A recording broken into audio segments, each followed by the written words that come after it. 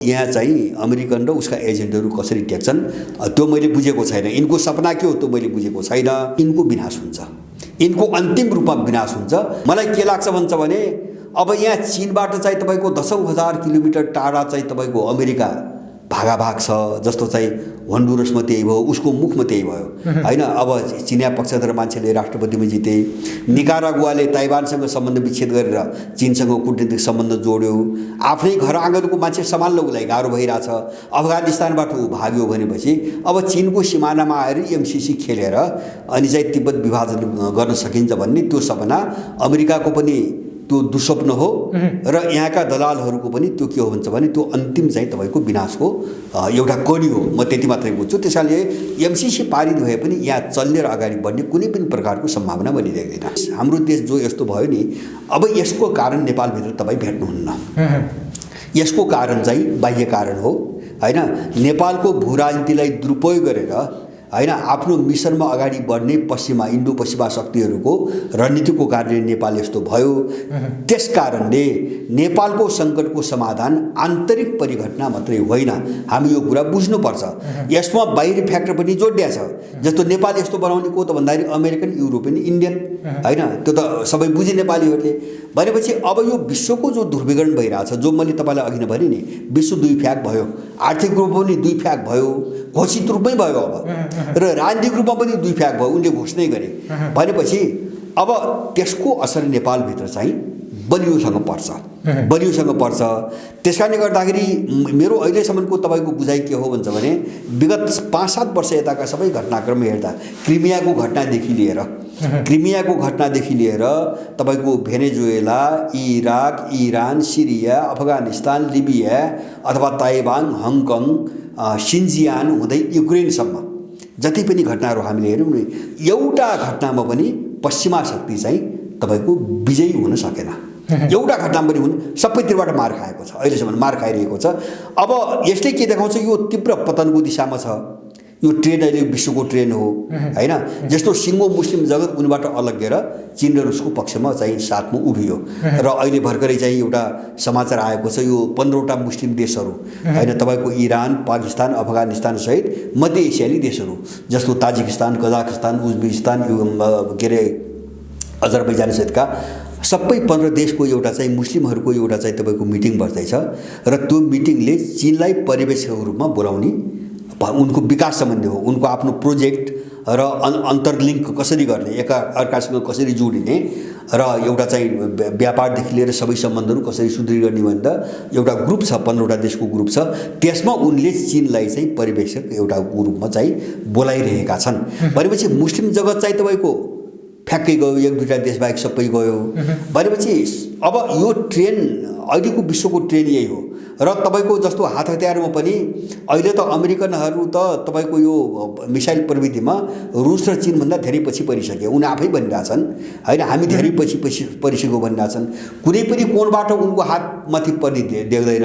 अब त्यसको नेपालभित्र त्यसको चाहिँ अर्थ के हुन्छ त भन्छ भने त्यसको अर्थ उनले प्रयोग गरेको अपराधीहरूको अवसान, अन्त्य हैन, त्योभन्दा अर्को केही पनि हुँदैन। तर त्योभन्दा अगाडि जस्तो मर्ने बेला पनि मान्छे तन्किन्छ नि, मर्ने बेला मान्छे तन्किन्छ, सबै शक्ति लगाउँछ हैन। जस्तो बच्चा जन्मिने बेला चाहिँ सबभन्दा बढी पीडा हुन्छ भन्छन्, हो त्यस्तै खालको अन्तिममा यो सबै टुट्ने बेला एउटा पीडा र अराजकताको कोष अलिकति तीव्र भएर जान्छ। जहाँ पनि जान्छ त्यो नियम पनि हो, तर यिनको यो चल्दैन भन्नेमा मलाई 100% विश्वास छ। माने एमसीसी त्योसँग जोडिएको मुद्दा हो भन्ने बुझ्यो। विश्व कहाँ गयो भन्छ भने हिजो अस्ति मात्रै अब चिनिया र रसियन राष्ट्रपतिको बिचमा चाहिँ वार्ता भयो, भर्चुअल वार्ता भयो। र अब रसियन समाचार एजेन्सीको समाचार हेर्नुभयो भने त्यहाँ भएका छलफलहरू धेरै चाहिँ बाहिर ल्याइने छैन भनेको छ, धेरै चिज गोप्य राख्ने भनेको छ। र अब पहिलो पटक सायद 2टा राष्ट्रपतिको बिचमा भएको संवादलाई पहिलो पटक चाहिँ धेरै चिज गोप्य राख्ने चाहिँ उनीहरूले सार्वजनिक रूपमा घोषणा गरेका छन्। बाहिर जे कुरा आछन् त्यसमा 2टा कुरा मात्रै बुझे पुग्छ भन्ने लाग्छ मलाई।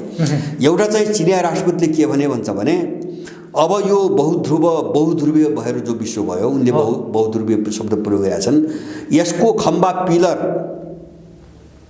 चीन र रुस हुन् अब विश्वको र अन्तर्राष्ट्रिय न्यायको चाहिँ खम्बा र खम्बा पनि अब चीन र रुस हुन् भनेर अन्तर्राष्ट्रिय न्यायको एउटा प्रसङ्ग उठ्या छ। त्यसले के सङ्केत दिइरहेको छ भन्छ भने अमेरिकनहरूलाई युद्ध अपराधमा अब चाहिँ तपाईँको तान्ने योजना अगाडि बढेको चाहिँ मैले बुझ्छु सङ्केत। अन्तर्राष्ट्रिय न्याय भनेपछि त्यही जोडिन्छ।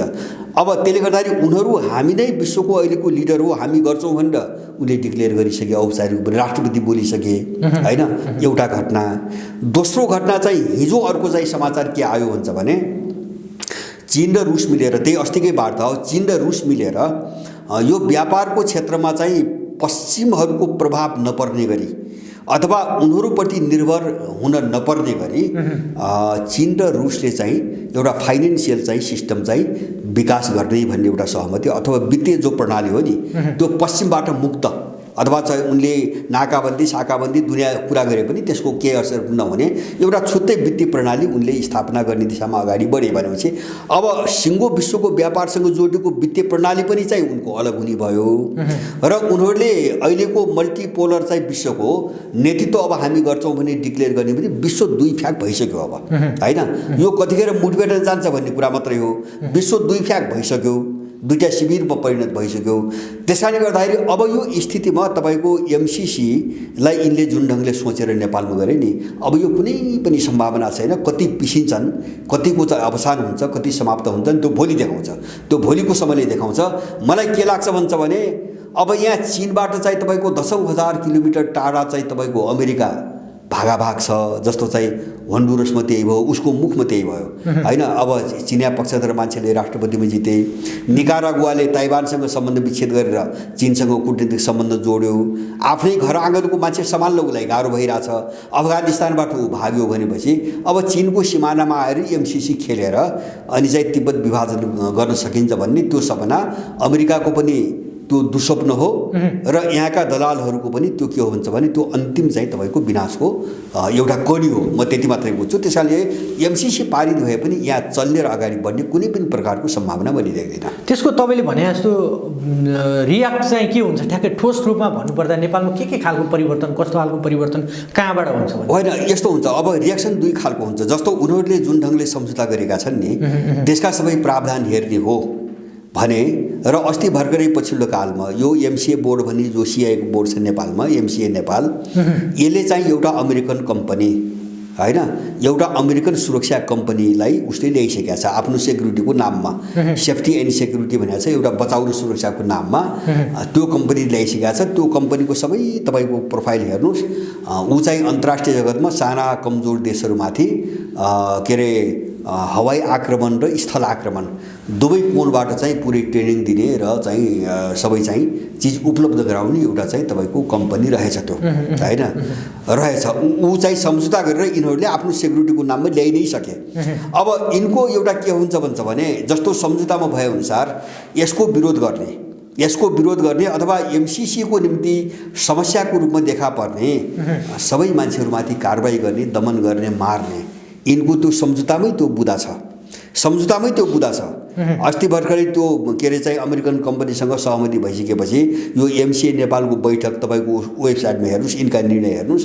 त्यो निर्णयमा के भनेको छ भन्छ भने सम्भावित चुनौती एमसिसीको अगाडि आइलाग्ने सम्भावित चुनौती समेत सामना गर्न सक्ने गरी उसले योजना बनाएको छ भनेपछि उनीहरू अब एउटा अत्यन्त हिंसक दमनको तयारी गरेर नेपालभित्र पसेका छन् र अब त्यस्तो कम्पनी पनि उनले भित्र्याएका छन् र अब त्यो कम्पनीको म्याद सक्यो भने के गर्छ भन्छ भने म्याद सक्यो भने अथवा त्यसैले पनि गर्न सक्ने भयो।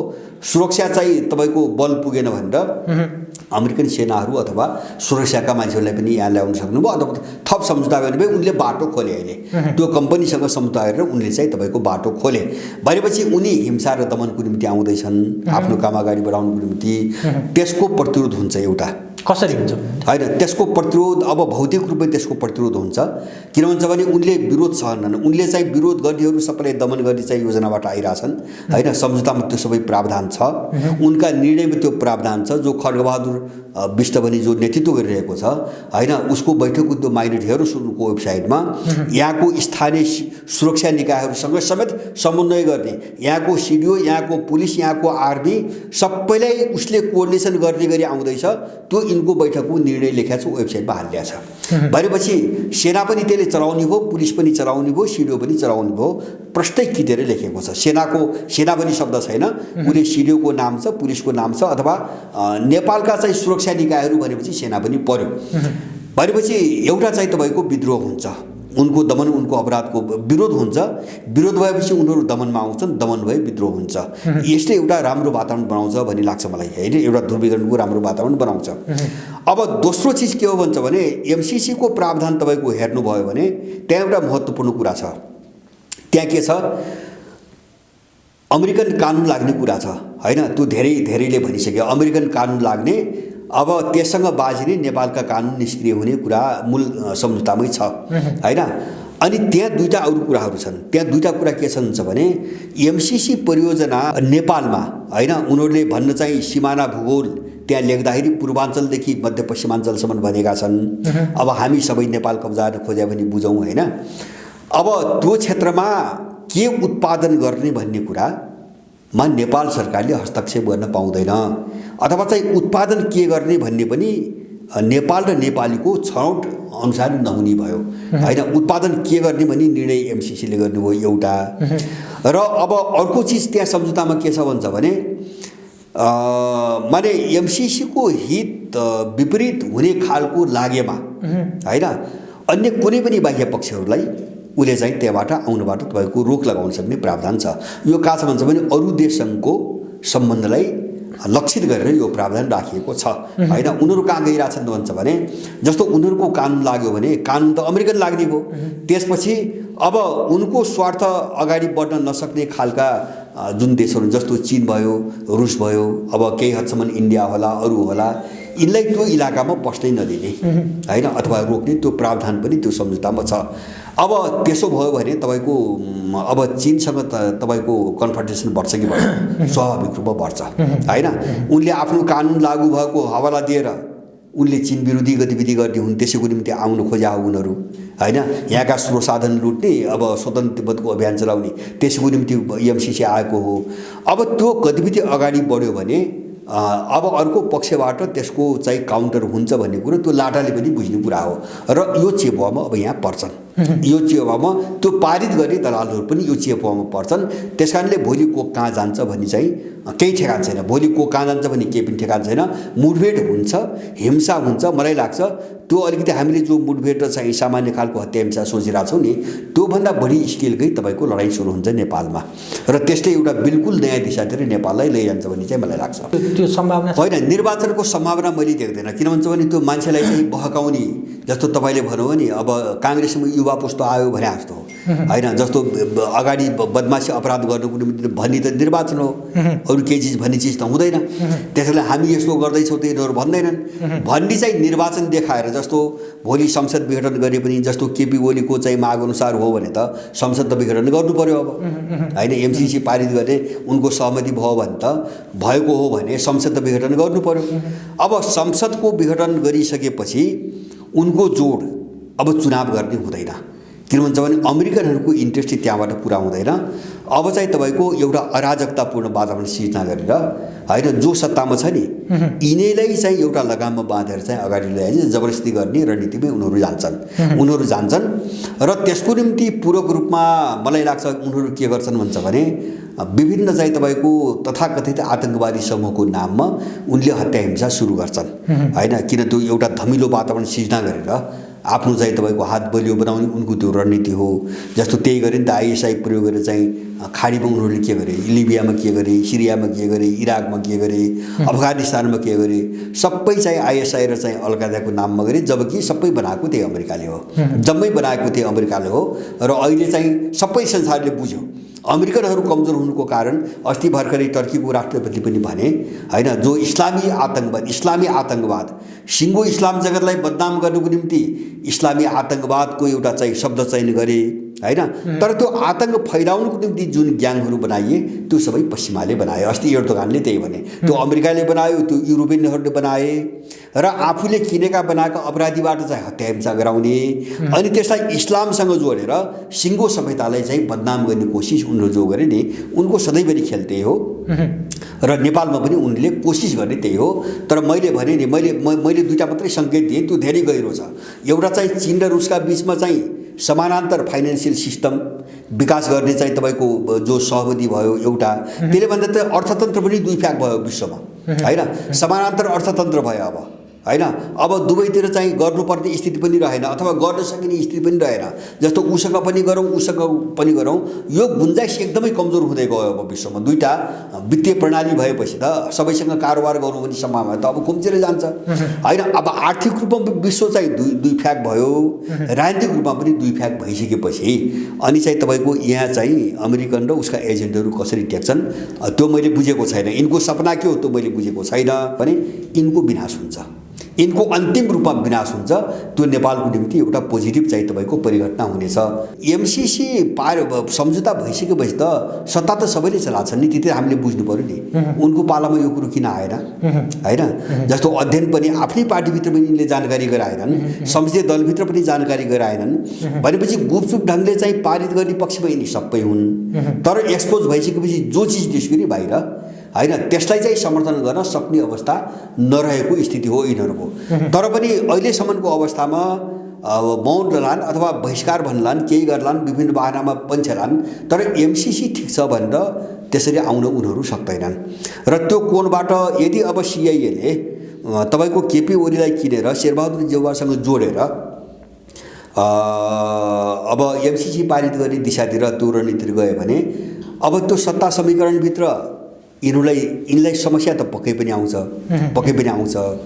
आन्तरिक रूपमा। तर समस्या मात्रै आउँदैन, त्यसले अर्को एउटा फाइदा के पनि गर्न सक्छ भन्छ भने यस्तो हो, उनीहरूलाई त्यसको विकल्प मैले देख्दिनँ। जस्तो उनीहरूको पनि कहाँ फसिरहेछन् भन्छ भने स्पष्ट कुरो भन्न नसक्ने, होइन, गलत चिजलाई पनि गलत भन्न नसक्ने जो चाहिँ उनीहरूमा समस्या छ नि, त्यो समस्याले परेको अप्ठ्यारो हो।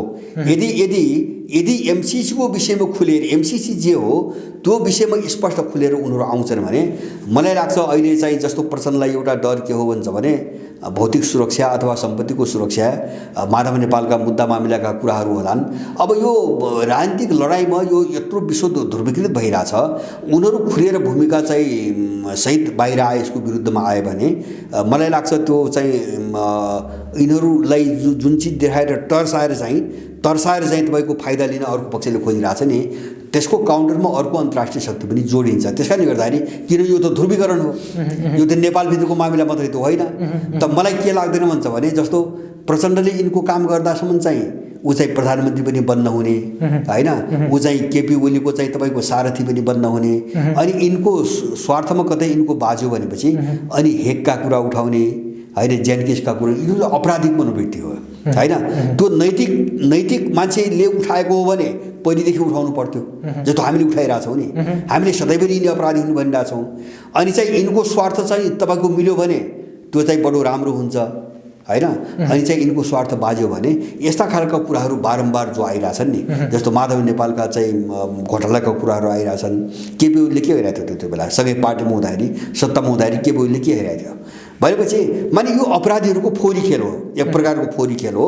तर तपाईँले भनेको एउटा कुरो मलाई के लाग्दैन भन्छ भने अब यो नेपालको मात्रै चाहिँ नितान्त नेपालीसँग मात्रै जोडिएको परिघटना नभएको हुनाले, होइन, एमसिसी नभएको हुनाले अब यसको विरुद्धमा कोही चाहिँ खुलेर आयो, यो दलाल वृत्तभित्रै, होइन, नेपाली छोडेर दलाल वृत्तभित्रै कोही खुलेरै तपाईँको उभियो भने पनि मलाई लाग्छ त्यसले त्यस्तो ठुलो जोखिम मोल्नुपर्ने स्थिति आउँदैन। किन भन्छ भने यो त मैले भने नि दुईटा विश्वका दुईटा शिविरको लडाइँ हो, यो त अब त्यो दिशातिर गइसक्यो। त्यस कारणले गर्दाखेरि त्यो असुरक्षा र त्यो चाहिँ तपाईँको जो एउटा सम्भावना हिजो थियो त्यो अब मैले देख्दैन। किन एमसिसी त यस्तो मुद्दा भइसक्यो नेपालमा कि त्यो नै अब प्रत्येक मान्छेलाई जाँच्ने र एउटा ध्रुवीकरण गर्ने एउटा एजेन्डा एमसिसी बनिसक्यो। त्यसैले एमसिसी पारित गरेर होहल्ला गरेर नौटङ्की गरेर, होइन, उही दाठुङ्गामा चाहिँ आफूले हत्याकाण्ड हो भन्ने अनि चाहिँ तपाईँको आयोगका रिपोर्ट दबा जस्तो गरेर केपी ओलीको राजनीति चल्छ भन्ने चाहिँ मलाई कति पनि विश्वास छैन, होइन? काङ्ग्रेसले प्रान्त बनाइसकेको थियो 7 सालपछि, होइन? नेपालभित्र मेचीदेखि महाकालीसम्म इन्डियन सेनाका नेटवर्कहरू थिए, होइन? अब शिक्षादेखि लिएर यातायात, अब मुद्रा, सारा चिज इन्डियन प्रयोग गर्नु पर्थ्यो, नेपालभित्र केही पनि थिएन।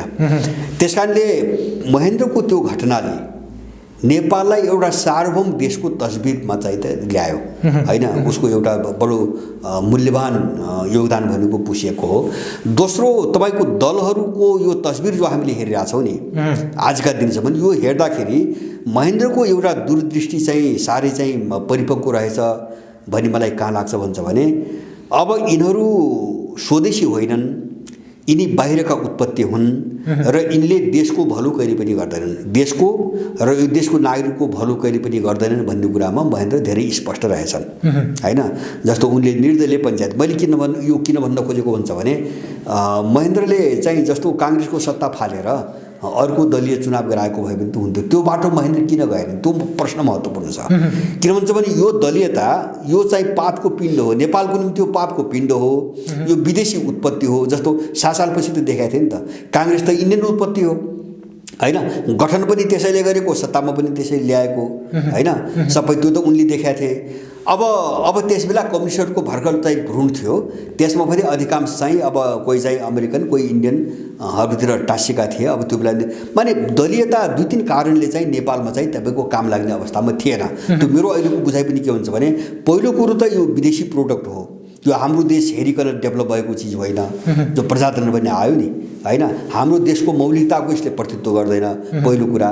दोस्रो कुरा के हुन्छ भने दलहरू विदेशी उत्पत्ति हुन्, यिनीहरूमा स्वदेशी पन्नै छैन, यिनले जहिले पनि अपराध गर्छन्, देशका विरुद्ध अपराधै गर्छन्। दोस्रो कुरा हैन, किन यिनको जन्मको कारणले, यिनको ओरिजिन जहाँ जोडिएको छ त्यो कारणले यिनी जहिले पनि देश विरोधी नै भए, विरोधी नै रहन्छन्।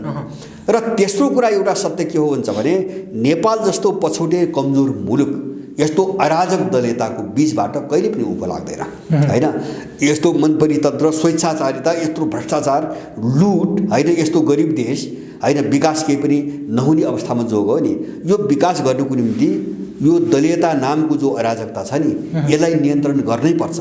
त्यो म अहिले पनि भन्छु, यदि नेपाल बनाउने हो भने यो जुन मोडेलको दलीयता छ नि यसलाई नियन्त्रण गरेनौँ भने तपाईँ हामी गए पनि केही पनि हुँदैन। त देशले यो थ्याक्दै सक्दैन, देशले यो धान्नै सक्दैन। अहिले त तपाईँ हामी सबै लागेर देशको विकास गर्ने हो, यहाँको मान्छेलाई समृद्ध बनाउने हो। त यो सबै कुरो महेन्द्रले बुझेका रहेछन्, मैले त्यो बुझ्छु। खाली एउटा कोणबाट आलोचना के हो उनको भन्छ भने, उनको पालामा चाहिँ केही 1-2टा चाहिँ जस्तो सामाजिक सांस्कृतिक क्षेत्रमा केही गलत कामहरू भए हैन, जस्तो एउटा वेशभूषा, एउटा भाषा हैन, एउटा संस्कृतिका कुराहरू उठे जो गर्नु हुँदैन थियो हैन। हामी त धेरै विविधताले एउटा सम्पन्न छौँ, समृद्ध छौँ हैन, सबैलाई समेटेर लैजानु पर्थ्यो। अब त्यहाँ केही समस्या देखियो, नत्र भने मैले महेन्द्रको अरू चाहिँ कुनै चाहिँ ठुलो दोष मैले चाहिँ देख्दिनँ। जस्तो यिनीहरूले आफ्नो कोणबाट दलहरूमाथि प्रतिबन्ध लगाए भन्छन्। अब दलहरूसँग राजाको लडाइँ पावरको लडाइँ हो, त्यसको सम्बन्ध देशसँग पनि हुँदैन, त्यसको सम्बन्ध आम मान्छेसँग पनि हुँदैन। मान्छेलाई चाहिँ रोजगारी चाहिएको छ, शान्तिसँग बाँच्ने वातावरण चाहिएको हुन्छ सामान्य नागरिकलाई, उसलाई सत्तामा जानु हुँदैन। त्यसकारणले सत्तामा दल हुन्छ कि राजा हुन्छ भन्ने कुरोसँग उसको सरोकार हुँदैन, सामान्य मान्छेको हुँदैन। त्यसकारणले गर्दाखेरि दलहरूमाथि प्रतिबन्ध लगाउनु गल्ती होइन, बरु चाहिँ मलाई के लाग्छ भन्छ भने उनीहरूलाई जगैदेशी मेट्ने हिसाबले जसरी जानु पर्थ्यो नि त्यो गर्न सकेनन्। दलहरू हेर्दाखेरि अहिले यिनी अपराधी झुन्डहरू हेर्दाखेरि यिनलाई जरैबाट मेटाउने हिसाबले जो जानु पर्थ्यो त्यो उनले नगरेको हो। उनको गल्ती त्यो हो मैले देख्दाखेरि, किन यिनी त अर्काका चाहिँ हतियार मात्रै भए नि त हैन, यो त देशको उत्पत्ति त भएन, यो त्यसको अर्काले समातेको हतियारले कहिले पनि हाम्रो हित गर्दैन, जो हामी देखिरहेका छौँ हैन। मैले भने नि सामाजिक सांस्कृतिक क्षेत्रमा केही गलतहरू कामहरू भएका छन्। अरू पाटोमा चाहिँ तपाईँको महेन्द्रलाई त मैले पहिले पनि भनेको छु, पृथ्वीनारायण शाहपछि राजाहरूमा पृथ्वीनारायण शाहपछि एउटा भिजन भएको, सोच भएको एउटा राजा महेन्द्र हुन्। र मलाई लाग्छ उनी नभइदिएको भए तपाईँ हामी बिचमा यो संवाद पनि हुने थिएन, हामी यो देश भन्न पनि पाउने थिएनौँ। लगभग गइसक्यो हो हैन। 7 सालपछिको कुरा गर्नुहुन्छ भने त क्याबिनेटको चाहिँ सबै बैठक चाहिँ इन्डियन राजदूतले बनाउँथ्यो हैन। त्रिभुवनको राजाको सल्लाहकार इन्डियनलाई लिएर राख्दै थिए।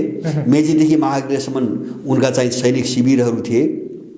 तपाईँ हामीलाई एक जिल्लाबाट अर्को जिल्लामा जाँदाखेरि इन्डिया भूमि प्रयोग गर्नु पर्थ्यो, बाटोघाटो केही पनि थिएन, इन्डियन मुद्रा भारू चल्थ्यो, इन्डियन पाठ्यक्रम पढाइन्थ्यो हैन, सबै इन्डियन प्रान्त थियो नेपाल हो। त्यसबाट मुक्त गरेका हुन्। त्यसकारणले महेन्द्रको नाम सुन्ने बित्तिकै यिनको टाउकोबाट पसिना निधारबाट पसिना आउने कारण त्यो हो। किन मैले भने नि यो त विदेशी प्रोडक्ट हो, त्यो कारणले महेन्द्रको नाम लिने बित्तिकै यिनको निधारबाट पसिना आउँछ। किन महेन्द्र देशभक्त हो, यिनी चाहिँ विदेशी हतियार हुन्। राष्ट्रियताको सन्दर्भमा आज पनि सान्दर्भिक एकदम सान्दर्भिक मलाई लाग्छ। उनको जो सोच हो नि दलहरू, विशेष गरिकन मैले दलहरूप्रतिको उनको जो बुझाइ हो नि, त्यो बुझाइ नै नेपालीहरूले अलिक अझै गहिरी अध्ययन गर्न आवश्यक छ भन्ने चाहिँ मलाई लाग्छ। अन्त्यमा अब यो देशको सिचुएसन, देशको अवस्था चाहिँ कतापट्टि जाने देख्नुहुन्छ? अब हाम्रो सम्मुखमा संसद 26 गते आह्वान पनि गरिरहेछ। अब एक हप्ता स्थगित गरेर बोलाइएको छ होइन? कतापट्टि जाने देख्नुहुन्छ? कस्तो देख्नुहुन्छ देशको स्थिति? अब मैले पहिले पनि भनेको छु। मैले के हुन्छ भने यो एउटा चरण मलाई लाग्छ, समय मैले भन्न सक्दैन, 1 वर्ष 1.5 वर्ष कति लाग्छ। अब यो चरण चाहिँ के हो भन्छ भने हामीले अहिलेसम्म देखेको जुन परिस्थिति देख्यौँ नि यो 62-63 पछि, यो सबैभन्दा अराजक, सबैभन्दा उग्र, सबैभन्दा पीडादायी एउटा चरणमा देश प्रवेश गरेको छ। किन संविधान उनको संविधान जारी गर्दासम्मको उनको उत्कर्षकाल हो। संविधान जारी भइसकेपछि उनीहरूको सङ्कटको काल हो।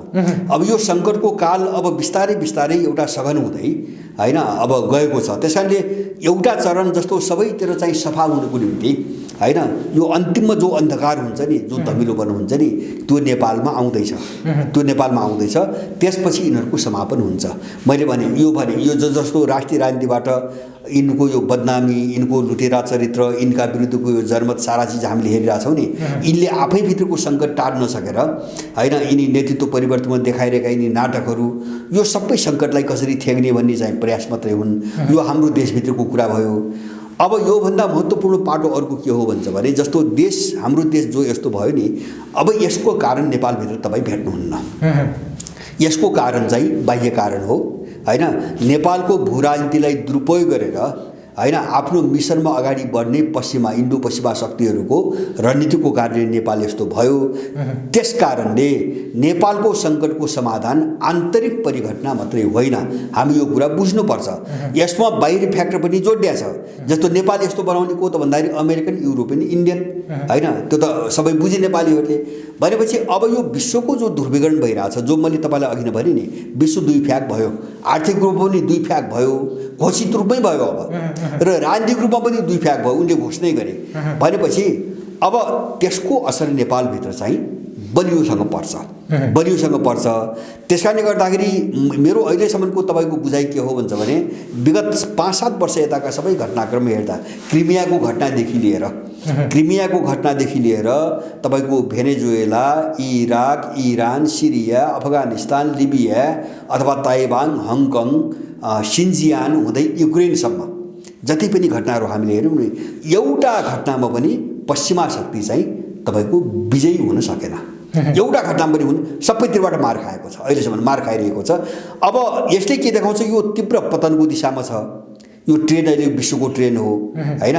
जस्तो सिङ्गो मुस्लिम जगत उनीबाट अलग्गेर चीन र रुसको पक्षमा चाहिँ साथमा उभियो। र अहिले भर्खरै चाहिँ एउटा समाचार आएको छ, यो 15वटा मुस्लिम देशहरू होइन, तपाईँको इरान, पाकिस्तान, अफगानिस्तान सहित मध्य एसियाली देशहरू जस्तो ताजिकिस्तान, कजाकिस्तान, उज्बेकिस्तान, के अरे अजरबैजान सहितका सबै 15 देशको एउटा चाहिँ मुस्लिमहरूको एउटा चाहिँ तपाईँको मिटिङ बस्दैछ।